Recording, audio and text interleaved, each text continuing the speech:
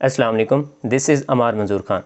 From today we will cover the syllabus of first module of first year MBBS students, जिसमें सबसे पहले हम absorption, distribution, metabolism and excretion of drugs को पढ़ेंगे. So first thing first कि सबसे पहले आपको बुक कौन सी फॉलो करनी है. तो what I say for general pharma कि you have to go with the Lippincott pharmacology. So here it is. अगर आप लोगों में से किसी ने कैटजंग ले ली हुई है, मिनी कैटजंग या बिग कैटजंग, तो again it's not any problem, you can go with it too. लेकिन लिपिनकॉट में चीज़ें काफ़ी आसान करके लिखी हुई हैं. So now we have a lot to cover in this video, so let's hop right into it.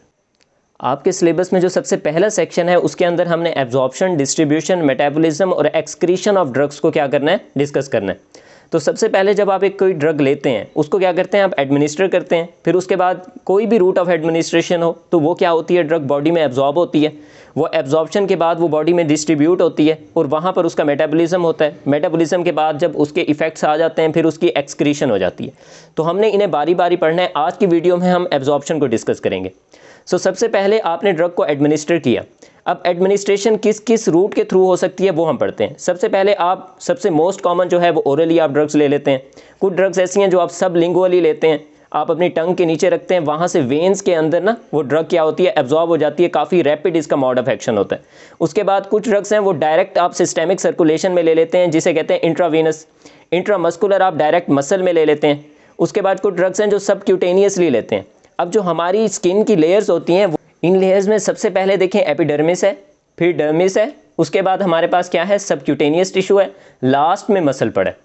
अब वो वाली ड्रग्स जो हम डायरेक्ट किस में, डर्मिस में दे देते हैं, तो उन्हें हम कहते हैं इंट्राडर्मल, ठीक है, या डर्मल इंजेक्शन. उसके बाद हम कुछ ऐसी ड्रग्स हैं जिसे हम सबक्यूटेनियस टिश्यू के अंदर दे देते हैं, उन्हें क्या कहेंगे, सबक्यूटेनियस ड्रग्स. मतलब उनका रूट ऑफ एडमिनिस्ट्रेशन क्या होगा, सबक्यूटेनियस. अब सबक्यूटेनियस के अंदर से वेन्स गुजर रही हैं. अगर हम इस वेन के अंदर क्या करते हैं, ड्रग इंजेक्ट कर देते हैं, तो वो हमारी क्या हो जाएंगी, इंट्रावेनस. अब इस सबक्यूटेनियस टिश्यू के नीचे क्या पड़ा है, मसल. अगर डायरेक्ट मसल के अंदर ड्रग आ गई तो वो क्या होगी, इंट्रामस्कुलर ड्रग होगी, ठीक है. उसके बाद कुछ ड्रग्स होती हैं जो हम इनहेल कर लेते हैं, और कुछ ड्रग्स होती हैं जिन्हें हम क्या करते हैं, पर रेक्टल लेते हैं, या जिसे सपोजिटरी कहते हैं. इसके बाद कुछ ऐसी ड्रग्स होती हैं जिनका रूट ऑफ एडमिनिस्ट्रेशन क्या होता है, टॉपिकली, और कुछ ऐसी होती हैं जो ट्रांसडर्मली हम देते हैं. टॉपिकल ऐसी होती हैं जिनको हम सिंपल स्किन पे दे देते हैं और उनका लोकल इफेक्ट आता है, लाइक हमने यहाँ पर लगा दी तो उनका इफेक्ट यहाँ पर आएगा, यहीं पर आएगा. लेकिन कुछ ड्रग्स ऐसी हैं जिन्हें हम ट्रांसडर्मली लेते हैं. इसका क्या मतलब है, आपने स्किन पे लगा दी लेकिन वो क्या होंगी, यहाँ से एब्जॉर्ब होकर उनका इफेक्ट कैसे आएगा, वो सिस्टेमिक सर्कुलेशन में चली जाएंगी. टॉपिकल सिस्टेमिक सर्कुलेशन में नहीं जाती, उसका लोकल इफेक्ट आता है. ट्रांसडर्मल कौन सी होती हैं, जो हम अप्लाई टॉपिकली करते हैं लेकिन सिस्टेमिक सर्कुलेशन में चली जाती हैं. ठीक हो गया. अब इन रूट्स के थ्रू या इनमें से किसी एक रूट के थ्रू हमारी ड्रग एडमिनिस्टर हो गई है, तो अब उसने क्या होना है, बॉडी में एब्जॉर्ब होना है, यानी कि एब्जॉर्प्शन होनी है. अब एब्जॉर्प्शन का क्या मतलब है, एब्जॉर्प्शन का मतलब यह है कि transfer of drug from the site of administration, ये रही sites of administration, to the bloodstream. इन चीज़ों से निकल के हमारी जो ड्रग है वो ब्लड स्ट्रीम में जब आ जाती है तो हम क्या कहते हैं कि उसकी क्या हो गई हुई है, एब्जॉर्प्शन हो गई है. अब हम जो मैक्सिमम ड्रग्स होती हैं वो कहाँ से लेते हैं, जीआई ट्रैक के थ्रू लेते हैं, लाइक ओरली लेते हैं ना. अब वो कौन से मैकेनिज्म्स हैं जिनसे जीआई ट्रैक से ड्रग एब्जॉर्ब हो सकती है. सबसे पहले इसमें आ जाता है सिंपल डिफ्यूजन. सिंपल डिफ्यूजन का आप सबको पता है कि उसमें क्या होती है, हमारी जो मूवमेंट होती है मॉलिक्यूल्स की या ड्रग के मॉलिक्यूल्स की, वो from high concentration to low concentration होगी, ठीक है. इसके अंदर ड्राइविंग फोर्स क्या होती है, जो डिफ्यूजन करा रही है, जो ये मूवमेंट करा रही है, वो ड्राइविंग फोर्स होती है कंसंट्रेशन ग्रेडियंट. लाइक एक जगह पे बहुत ज़्यादा मॉलिक्यूल्स हैं, दूसरी जगह पे कम है, तो ये वाली ड्राइविंग फोर्स क्या है, कंसंट्रेशन ग्रेडियंट है. अब इसके अंदर एक बात लिखी हुई है कि it is not saturable process. Saturable process का मतलब ये है कि एक शटल है यहाँ पर, उस शटल में सिर्फ 10 बंदे बैठने की जगह है. जब वो शटल मूव करती है तो सिर्फ 10 बंदे इस साइड पे आ सकते हैं. अगर यहाँ पर 50 भी हों, 100 भी हों, जितना भी बंदे हों, वो शटल सिर्फ 10 लेके जाएगी. इस कंडीशन को हम कहते हैं सैचुरेबल होना. अब यहाँ पर क्योंकि कोई कैरियर प्रोटीन इन्वॉल्व नहीं है, तो जितना मॉलिक्यूल्स होंगे, जितना ग्रेडियंट ज़्यादा होगा, उतना ज़्यादा मॉलिक्यूल्स क्या होंगे, ट्रांसफ़र हो जाएंगे. इसे हम कहते हैं कि इट इज़ नॉट सैचुरेबल. अब ये ड्रग्स जो हैं वो वाटर सॉल्युबल भी हो सकती हैं, लिपिड सॉल्युबल भी हो सकती हैं, क्योंकि अब जो हमारी मेम्ब्रेन है इनकी नेचर क्या है, ये लिपिड बाइलेयर्स की बनी हुई है. अगर अब ये लिपिड बाइलेयर्स की बनी हुई हैं तो वो वाली ड्रग्स जो लिपिड सॉल्युबल हैं वो यहाँ से ईजीली क्रॉस कर जाएंगी. लेकिन अगर हमारे पास कोई वाटर सॉल्युबल ड्रग आ जाती है तो उसके लिए सिंपल डिफ्यूजन किस तरह से होगी, तो हमारे पास जो मेम्ब्रेन्स हैं उन्होंने एक्वस चैनल्स बनाए हुए होते हैं। उन एक्वस चैनल्स को हम पोर्स कहते हैं, जिसके थ्रू क्या होती हैं, ड्रग्स मूव करती हैं अक्रॉस द मेम्ब्रेन। इसके बाद अगला मैकेनिज्म हमारा है फैसिलिटेटेड डिफ्यूजन। अगर कोई ड्रग का मॉलिक्यूल आ गया, कंसंट्रेशन ग्रेडियंट भी उसके पास है पड़ा, लाइक एक जगह पे बहुत ज़्यादा है, दूसरी जगह पे कम है, लेकिन वो फिर भी मूव नहीं कर रहा, क्यों? क्योंकि उसका साइज़ ज़्यादा है। अब हमें कैरियर प्रोटीन की ज़रूरत पड़ गई है। यहाँ पर हमारे पास स्पेशल ट्रांसमेम्ब्रेन कैरियर प्रोटीन्स हैं जिनके अंदर कन्फर्मेशनल चेंज आता है। वो कन्फर्मेशनल चेंज क्या होता है कि पहले कैरियर प्रोटीन इस तरह पड़े होते हैं, इनके दरमियान में एक आएगा ड्रग का मॉलिक्यूल। अब ड्रग का मॉलिक्यूल इनके अंदर आया और इन्होंने अपने आप की अपनी कन्फर्मेशन चेंज की। ऐसे पहले इस तरह हुआ है, उसके बाद ये वाली साइड इनकी खुल गई और ये जो ड्रग मॉलिक्यूल है वो अंदर की तरफ चला जाएगा सेल के। ठीक है, इसे हम कहते हैं कि इसने क्या किया, कन्फर्मेशनल चेंज किया। अब ये फैसिलिटेट करता है पैसेज ऑफ लार्ज मॉलिक्यूल्स को। इसमें हमें एनर्जी की रिक्वायरमेंट नहीं होती, क्योंकि ये अगेन हमारा किस में है, डाउन द कंसंट्रेशन ग्रेडियंट है। कैन बी सैचुरेटेड, ये क्यों सैचुरेटेड हो सकता है, क्योंकि कैरियर इन्वॉल्व है। अब लाइक इस कैरियर ने सिर्फ एक ड्रग का मॉलिक्यूल इधर लेके आना है। अब यहाँ पर चाहे 4 हों, चाहे 10 हों, चाहे 20 हों, लेकिन ये सिर्फ एक ही लाएगा। तो ये क्या है, सैचुरेटेड प्रोसेस है। Can be inhibited by compounds that compete for carriers.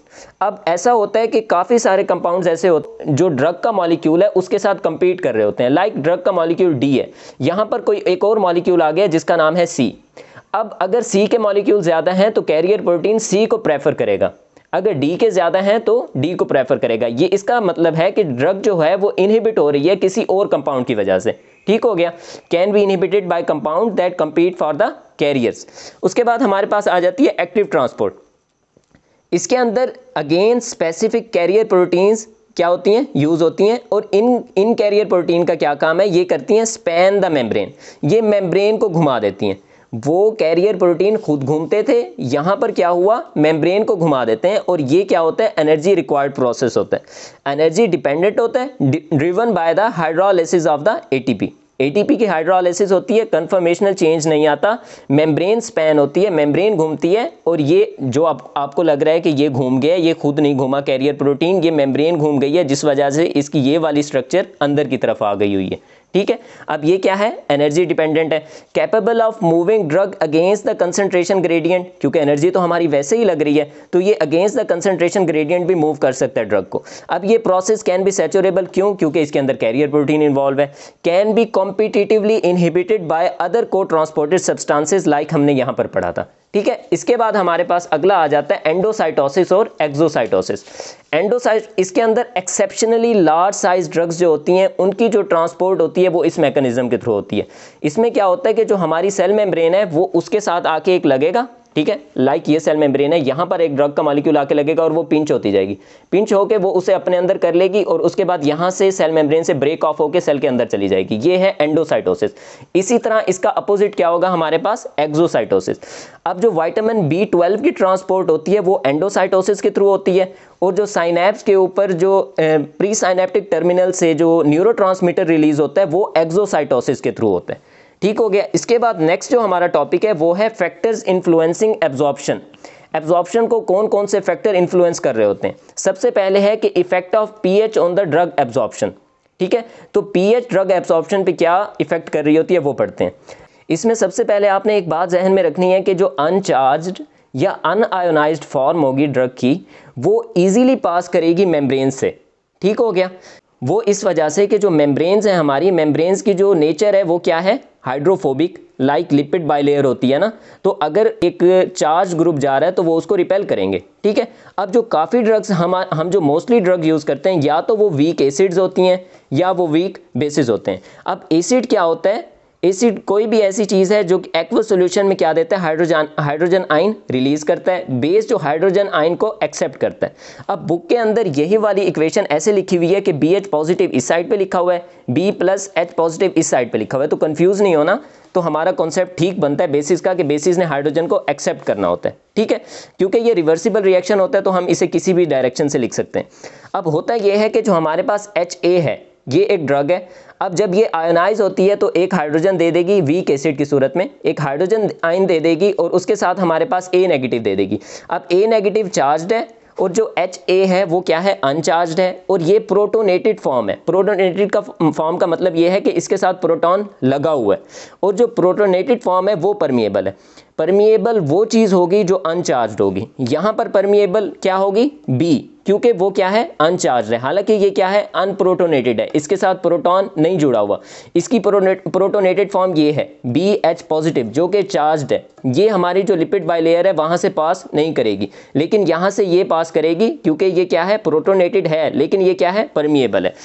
अब जो हमारी ये परमिएबल फॉर्म्स हैं, इनके बारे में effective concentration of permeable form at absorption site, मतलब इनकी इफेक्टिव कंसंट्रेशन क्या होगी, वो डिपेंड करेगी relative concentration of charged and uncharged form, कि उस जगह के ऊपर, एब्जॉर्प्शन साइट के ऊपर उस ड्रग की कितना चार्ज फॉर्म पड़ी है और कितना अनचार्ज्ड फॉर्म पड़ी है। अब इनकी जो रेशो होती है चार्ज और अनचार्ज फॉर्म की, वो हम किससे, पीएच से डिटरमाइन करते हैं, पीएच से। अब जो पीएच है एब्जॉर्प्शन साइट पे, वो रिप्रेजेंटेड बाय पीकेए। अब पीकेए क्या है हमारे पास, ये एक आयोनाइजेशन कांस्टेंट है।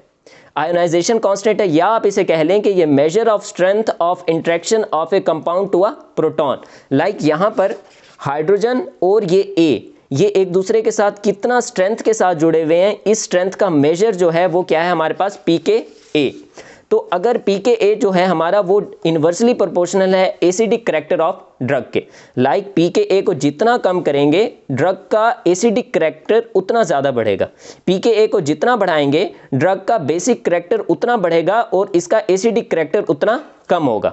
अब जो हमारा डिस्ट्रीब्यूशन इक्विलिब्रियम होती है वो कब अचीव होती है, कि जो हमारे काम की कौन सी ड्रग है, परमिएबल फॉर्म काम की है, ठीक है।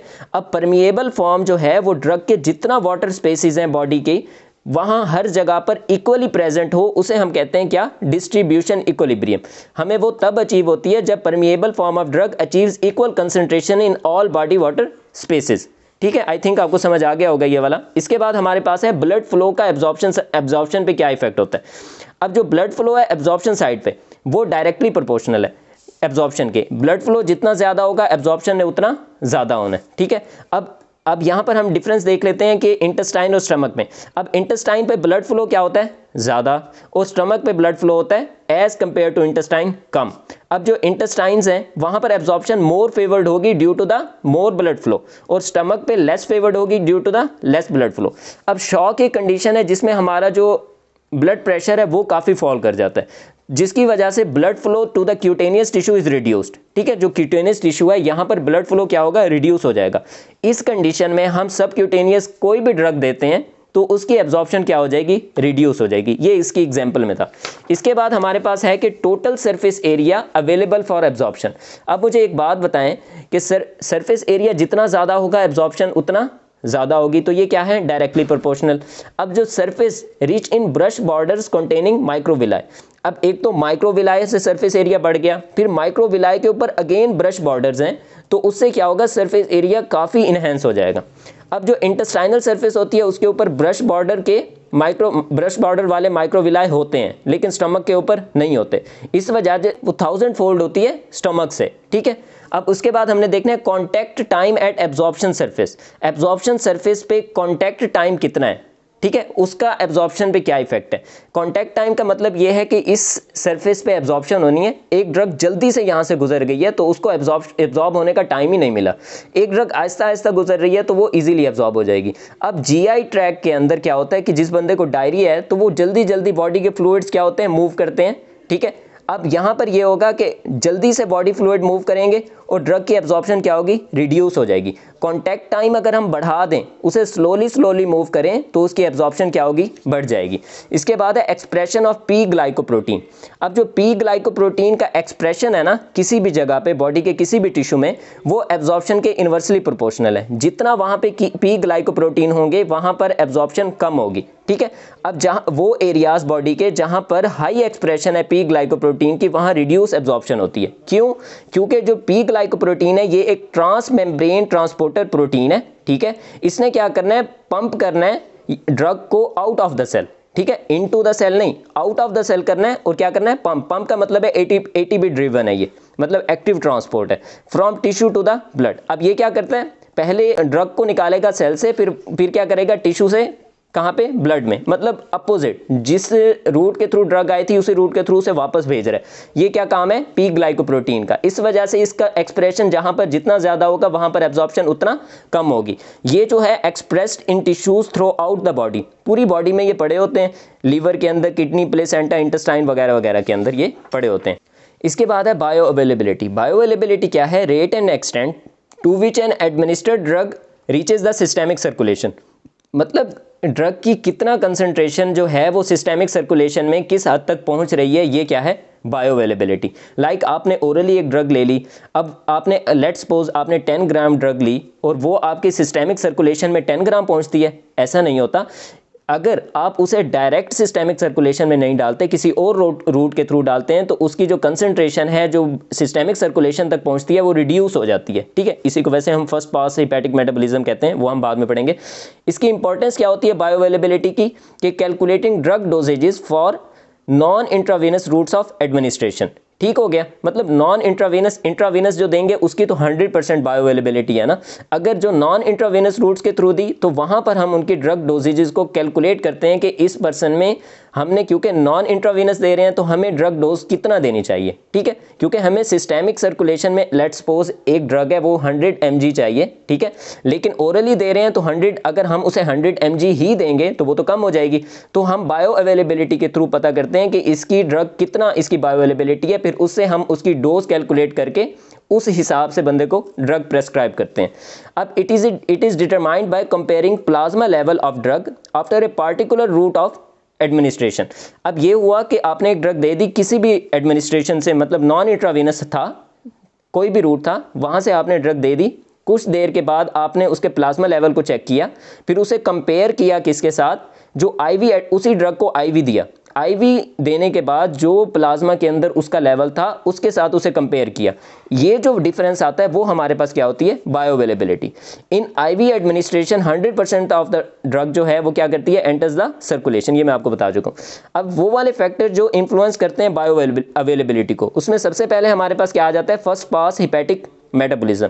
होता यह है कि आपने ड्रग ली कहाँ से? जीआईटी के थ्रू, लाइक ओरली ली, तो वो कहाँ गई? अब जीआईटी से वो डायरेक्ट सिस्टेमिक सर्कुलेशन में नहीं जाती, पहले एब्जॉर्प्शन होती है इंटेस्टाइन, स्टमक, जिस लेवल पे भी होगी, तो वो कहाँ पे जाएंगी? पहले पोर्टल सर्कुलेशन, पोर्टल सर्कुलेशन उसे कहाँ लेके जाएगी? लीवर, लीवर के अंदर वो मेटाबोलाइज हो जाएंगी, लीवर के अंदर क्या हो जाएंगी? मेटाबोलाइज, मतलब सारी मेटाबोलाइज नहीं होगी, रैपिडली उसका कुछ पार्ट मेटाबोलाइज हो जाएगा। उसके बाद जब ड्रग ब्लड के थ्रू कहाँ जाएगी? सिस्टेमिक सर्कुलेशन में, तो उसकी कुछ फॉर्म जो है वो अनचेंज्ड होगी और कुछ फॉर्म चेंज हो चुकी होगी। अब जो उसकी अनचेंज्ड फॉर्म है वो जो रिड्यूस हो गई है, इस मैकेनिज्म को हम क्या कहते हैं? फर्स्ट पास हेपेटिक मेटाबॉलिज्म, ठीक है। अब कुछ ड्रग्स ऐसी हैं जिनका फर्स्ट पास हेपेटिक मेटाबॉलिज्म बहुत ज़्यादा होता है, जैसे नाइट्रोग्लिसरीन है, 90% ऑफ द ड्रग जो है वो फर्स्ट पास मेटाबॉलिज्म के थ्रू क्या हो जाती है? क्लियर हो जाती है। इस वजह से हम इस ड्रग को क्या करते हैं? सबलिंगुअली देते हैं, डायरेक्ट वेन्स के अंदर एब्जॉर्ब होती है, ट्रांसडर्मली देते हैं, ये क्या होती है? टॉपिकली देंगे और यहाँ से एब्जॉर्ब होकर कहाँ चली जाएगी? सिस्टेमिक सर्कुलेशन में, या इसे क्या देते हैं हम? इंट्रावीनसली देते हैं। इसके बाद है कि सॉल्युबिलिटी ऑफ ड्रग का बायो अवेलेबिलिटी पे क्या फ़र्क होगा। अब जो काफ़ी हाइड्रोफिलिक ड्रग्स होती हैं, हाइड्रोफिलिक का मतलब क्या है? कि वाटर सॉल्युबल ड्रग्स, साफ ज़ाहिर है वो क्या होंगी? पुअरली एब्जॉर्ब होंगी। लेकिन पैराडॉक्सिकली अगर देखा जाए तो एक्सट्रीमली लाइपोफिलिक को, वैसे लाइपोफिलिक को क्या होना चाहिए? इजीली एब्जॉर्ब हो जाना चाहिए ना, लेकिन जो एक्सट्रीमली लाइपोफिलिक ड्रग्स होती हैं वो भी पुअरली एब्जॉर्ब होती हैं। क्यों? क्योंकि बॉडी ने एब्जॉर्ब होकर जाना कहाँ है? एक्वस सॉल्यूशंस में, एक्वस बॉडी के, एक्वस साइटोसोल वगैरह, एक्वस बॉडी फ्लूइड्स है ना, या हमारे जो इंटेस्टाइनल फ्लूइड्स हैं वो क्या हैं? हमारे एक्वस फ्लूइड्स हैं, जो काफ़ी ज़्यादा लाइपोफिलिक होंगी तो उनकी एब्जॉर्प्शन में भी प्रॉब्लम होती है। अब हमारी जो रेडिली एब्जॉर्ब ड्रग्स होंगी उनके लिए हमें क्या कंडीशंस हैं? ज़्यादातर वो लाइपोफिलिक हो, ठीक है, लेकिन उनके अंदर एक्वस सॉल्यूशन के अंदर सॉल्युबिलिटी भी पाई जाती हो, ठीक है। इसके बाद क्या है हमारा? Chemical instability. अब कुछ ड्रग्स ऐसी हैं जो केमिकली ही इंस्टेबल होती हैं, ठीक है, लाइक वो, अब जैसे हमारे पास पेनिसिलिन जी है, वो स्टमक होता है ना, स्टमक की पीएच पे वो अनस्टेबल होती है और क्या हो जाती है? ब्रेक डाउन हो जाती है। अब इंसुलिन जो है वो डाइजेस्टिव एंजाइम से क्या हो जाती है? डिग्रेड हो जाती है, इसलिए हम इसे क्या देते हैं? सबक्यूटेनियसली देते हैं। उसके बाद है nature of the drug formulation, ये भी अफेक्ट कर रही होती है बायो अवेलेबिलिटी को, क्योंकि अब हमने जो अभी तक सारी कंडीशंस पढ़ी ये उसकी केमिकल नेचर से रिलेटेड थी। अब ये वाली कौन सी नेचर है? Particle size, salt form, crystal polymorphism, enteric coating वगैरह, ये सारी चीज़ें भी रेट ऑफ एब्जॉर्प्शन को अल्टर कर सकती हैं। यहाँ पर हमारा जो सबसे पहला टॉपिक था ड्रग एब्जॉर्प्शन वो कवर हो गया है। इसके बाद हमने अगले लेक्चर में करना है डिस्ट्रीब्यूशन ऑफ ड्रग। मैंने ये कोशिश की है कि बुक में जितना भी था मैंने आई थिंक सारे का सारा कवर करा दिया इस एक वीडियो के अंदर। इसके बाद हमने डिस्ट्रीब्यूशन करना है, वो भी इंशाल्लाह इसी तरह मैं कवर करा दूंगा। कोई भी क्वेश्चन हो या कोई भी सजेशन हो, you can ask and you can say. Thanks for watching.